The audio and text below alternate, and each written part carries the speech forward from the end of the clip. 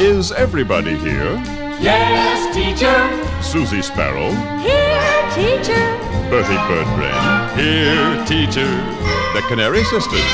Here, here, here.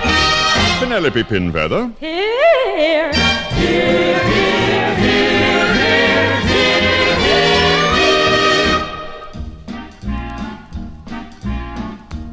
Today we're going to study about Ancient history, Love and mystery. mathematics, acrobatics, Reading, spelling. storytelling. No. The study of musical instruments is the subject for today. The study of musical instruments is the subject for today. Did you ever stop to think when the band plays rinky-tink where all the music comes from? From a toot and a whistle and a plunk and a boom. That's where the music comes from. Did you ever understand the symphony so grand, so bright and sentimental?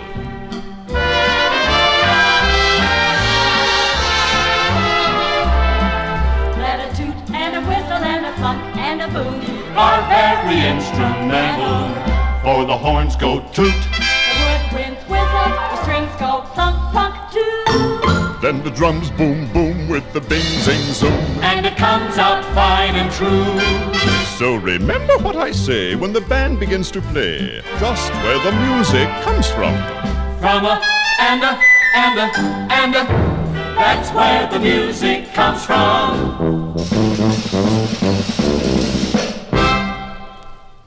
Now, students, fly with me to the dawn of history. We'll start investigating the toot and the whistle and the plunk and the boom. It's very stimulating. 4 cavemen sat around one day, each with an instrument to play. Writing songs was their profession, performing at the first jam session.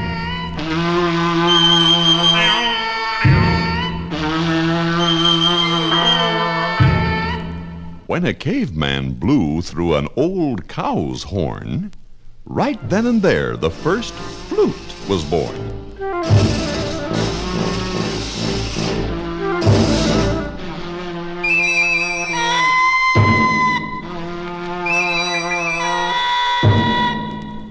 Now let's look ahead in history. And here we are in Egypt in 2000 BC. Now on the banks of the river Nile, the toot has certainly changed its style. And the kind of a note that the caveman blows is not good enough for the old pharaoh. No, it's not good enough for the old pharaohs. When Pharaoh heard the cavemen honk, he gave the fellow quite a conk. The Egyptians had discovered brass. This gave the horn a lot more class.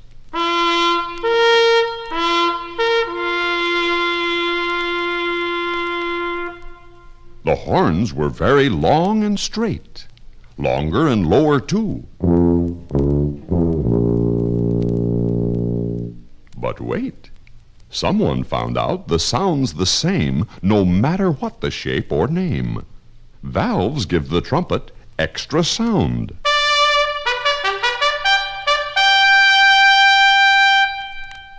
A French horn curves go round and round.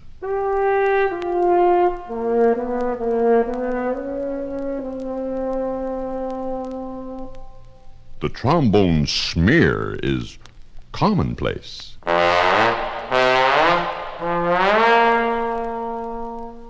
And lowest of all is the double bass. Now, whether it's Dixieland or bop, a small cafe or a high school hop, the horn most always heads the band and rides it strong. Now, take off, man.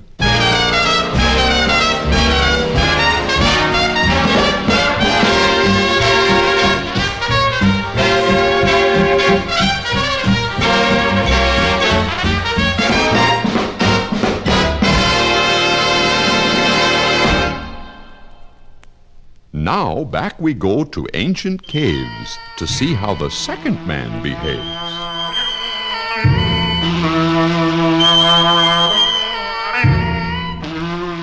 When this caveman blew on a tube of grass, the very first whistle came to pass. In order to make his cave girl smile, he had to improve his whistle style.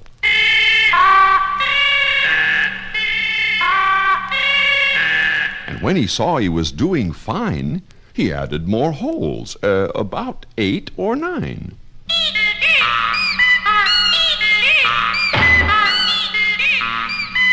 By using his head instead of his feet, some genius found a way to beat this problem in a manner neat.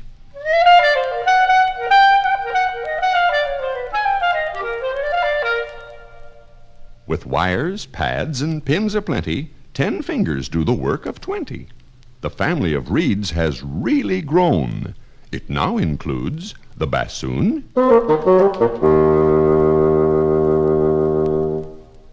the oboe,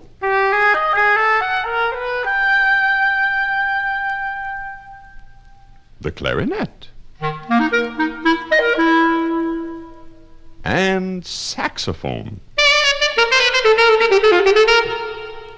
When our third caveman plunked on a string of his bow, it was the first plunk, as far as we know. First you take the bow and sometime later Add a little jar to make a resonator. Add a few strings. listen how it rings.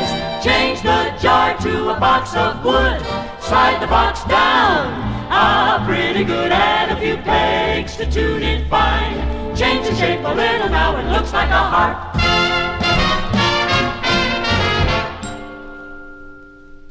Now, from here, there are 2 ways to go. Plunk it, or play it with a bow.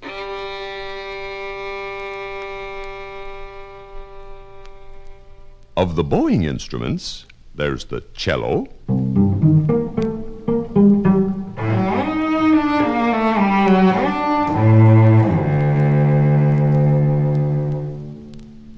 and the bass.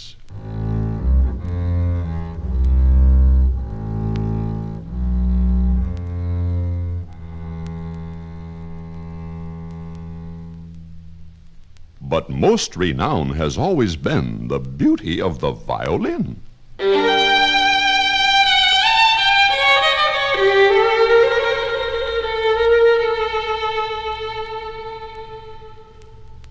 Piano, best for centuries, is played by striking all the keys.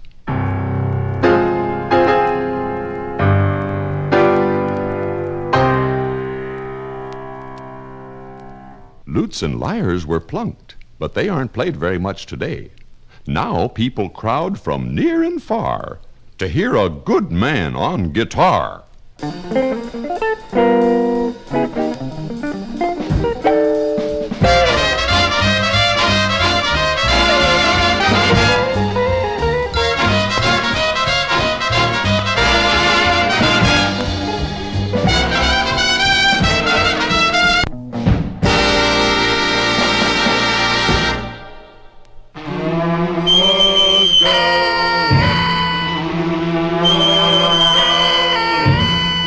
From our last caveman with his rhythmic slap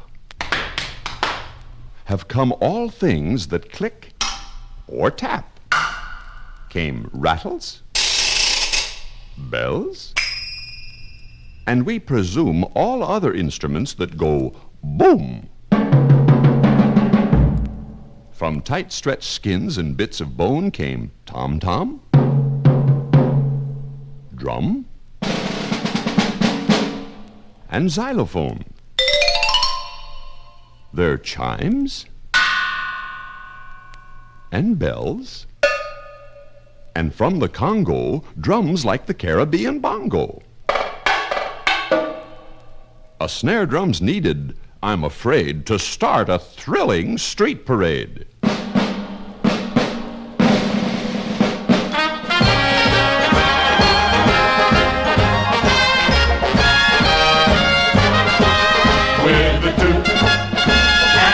whistle, and the plunk, and the boom are very instrumental. Everywhere you hear a band or a symphony so grand, in music oriental.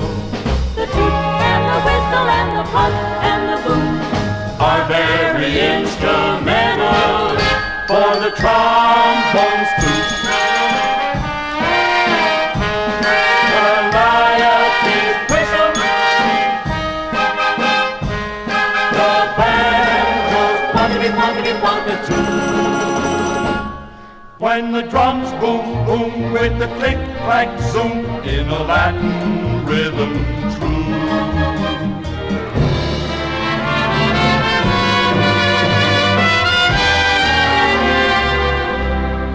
So remember what we say when the band begins to play, where all the music comes from a toot and a whistle and a plunk and a boom.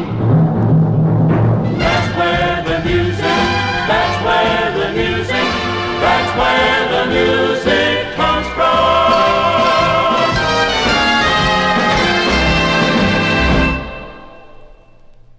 Now that we know how music is made, we will proceed to the next lesson, harmony. Oh, how happy we will be when we learn our harmony. The father of music, as it's known to us, is an ancient Greek named Pythagoras. How? Pythagoras, the father of mathematics. I thought we were studying music. Ah, but Pythagoras is the father of both mathematics and music. Listen, first we'll need a string. Take the string and stretch it good and tight. Plunk it. Now divide it in half. Plunk again. See? It's the same tone, one octave higher.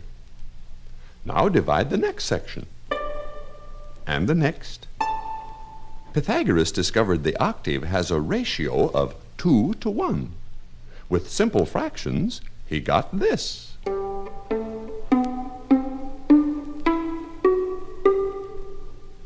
And from this, harmony in numbers developed the musical scale of today. The scale is identical on any instrument. Of course, he probably played it on a lyre.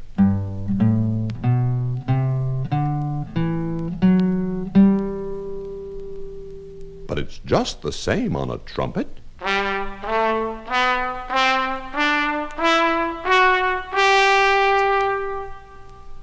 or a saxophone.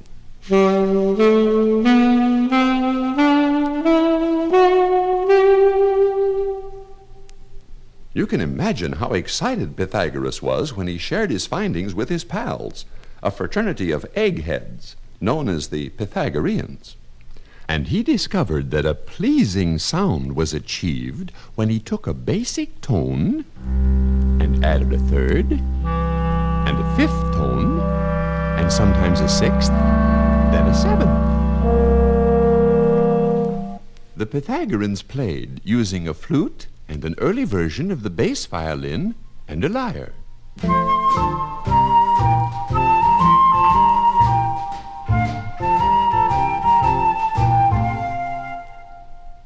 Those same instruments today might sound like this.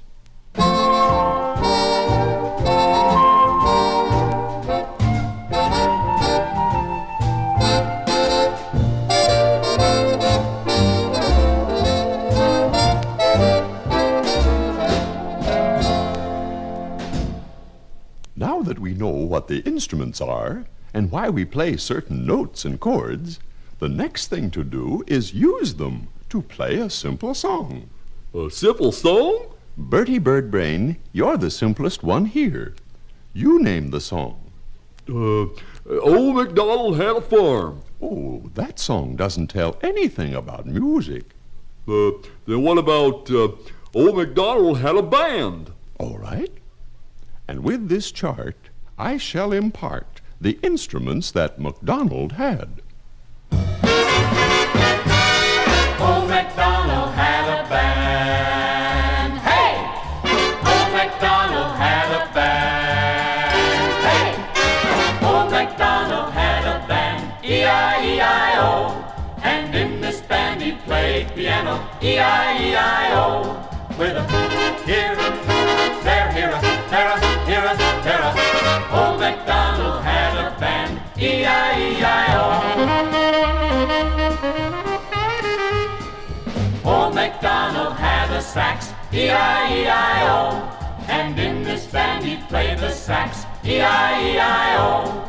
With a here, there, here, there, here, there. Old MacDonald had a sax, E-I-E-I-O. Old MacDonald had a bass, E-I-E-I-O. And in this band he played the bass, E-I-E-I-O. With a here, there, here, there, here, there. Old MacDonald had a bass, E-I-E-I-O. Old MacDonald had a horn, E-I-E-I-O. And in this band he played the horn, E-I-E-I-O. With a here, there, here, there, here, there. Old MacDonald had a horn, E-I-E-I-O. Old MacDonald had some drums, E-I-E-I-O. And in this band he played those drums, E-I-E-I-O. With a here, there, here, there, here, there. Old MacDonald had some drums, E-I-E-I-O. Old MacDonald had a band, E-I-E-I-O.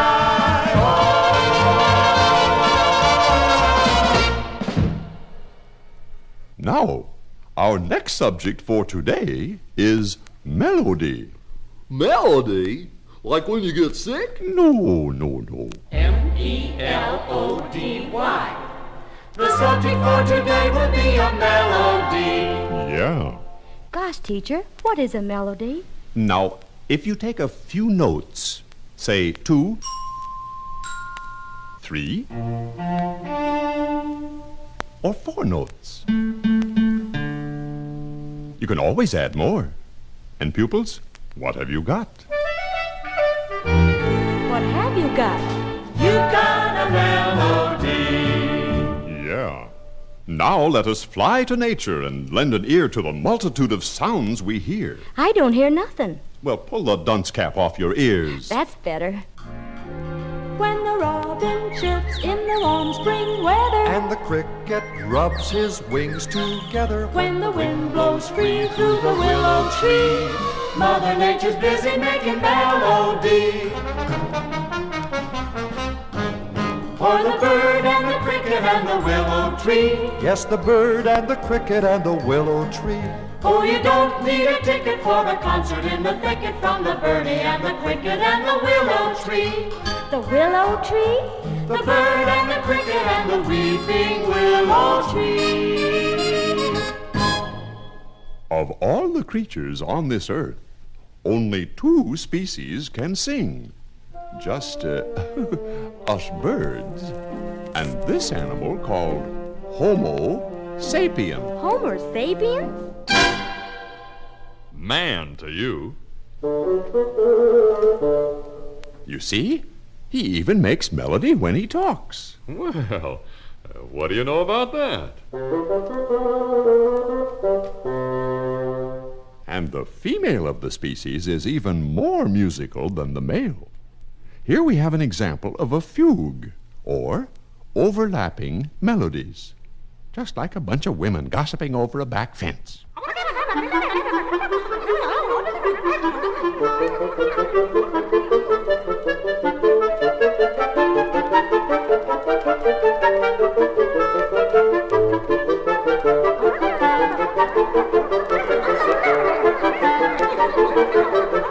Quiet!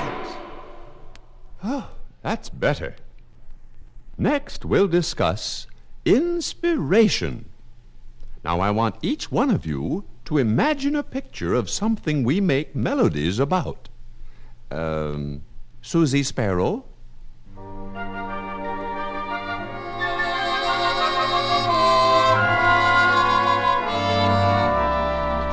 a lemon drop moon in a marshmallow sky, candy cane kid with a gleam in his eye. In walks a dream from heaven above, then a song fills his heart and he sings of love. Love, love, love, love, love, love, love. Penelope Pinfeather, recite your piece. Sailing, sailing upon the ocean blue, gave the inspiration for the song we sing to you. A life on the ocean wave, a home in the rolling deep. Oh, here's another one. Oh, the old iron horse went chugging along, chugging along, chugging along. They hammered up the rails with a bucket full of nails, singing the railroad song. What about cowboys? Get along with a ki-yi, yippee and a yippee-yi-yay. Don't forget the Indians.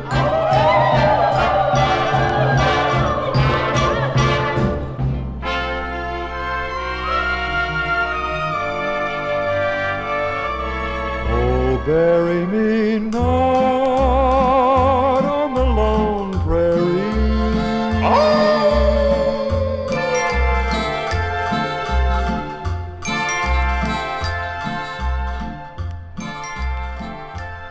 Are there any more? Motherhood, motherhood, gives one a thrill that no other could. Beautiful, beautiful motherhood. Oh, we sing about the moon. We sing about the rain. We sing about steamboats and we sing about planes. Oh, we sang about beauty. But the fact remains that we never, No, we never ever sing about rain.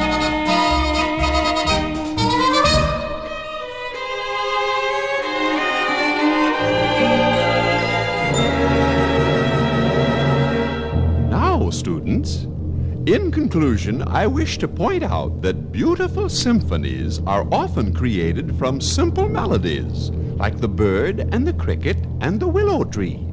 Oh, you don't need a ticket for the concert and the ticket from the birdie and the cricket and the willow tree. The bird and the cricket